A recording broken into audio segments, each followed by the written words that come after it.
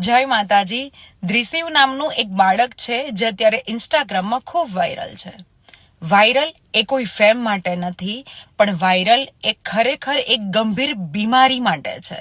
કેમ કે એની બીમારીના કારણે નાના મોટા ઇન્ફ્લુએન્સર અને ઘણા બધા સેલિબ્રિટી મદદની અપીલ કરવા માટે આગળ આવ્યા છે.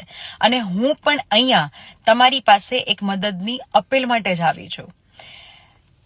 બીમારી બહુ મોટી છે, એટલે એનું સોલ્યુશન પણ મોટું જ હશે અને સોલ્યુશનની રકમ તો એના કરતાં પણ મોટી હશે.